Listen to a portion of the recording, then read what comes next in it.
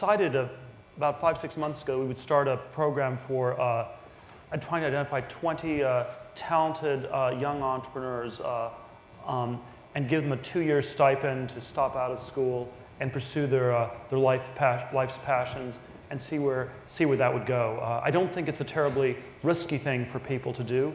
You can always go back to school later if things do not work out.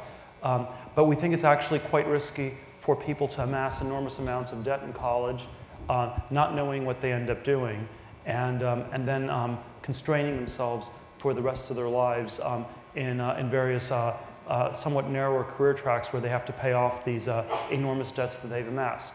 I personally went to college. I went to the one across the bay that people are not supposed to talk about here. And if I had to do it over again, I probably would still do the same thing. But I would like to have thought about it more than I did. And certainly the way education worked for me when I was going to Stanford undergrad and law school was it was just this automatic thing. It was a way to avoid thinking about the future. You went to school because you did not know what you were going to do next. You went to grad school because you did not know what you were going to do after undergraduate. And I'm not sure that's actually the best mode. I think that there's nothing wrong with having a plan, with thinking about the future, and trying to bring about, trying to work on some plan towards the future. I believe one of the things that's gone wrong in the United States and in the Western world as a whole, the developed world, is that we no longer have a plan for the future. People have no sense of imagination of how this is going to be different. And I was listening to the... But how much have you planned for the future? I mean, in your life, I mean, how much of this has worked out as expected? I think the things that have worked have involved somewhat of a plan.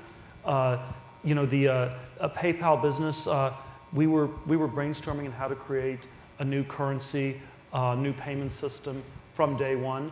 There were all sorts of details that turned out quite differently from the way they did.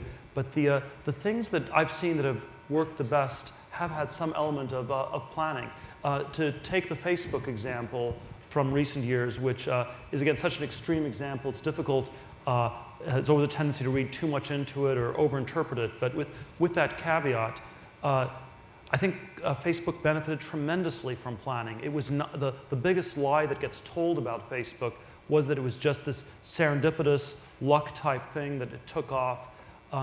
In summer of 2006, when Yahoo offered to acquire Facebook for $1 billion, the company had 30 million in revenues, 5 million users, was mainly in the college market in the US, a few other English-speaking countries, not really outside of the college market yet, no profits.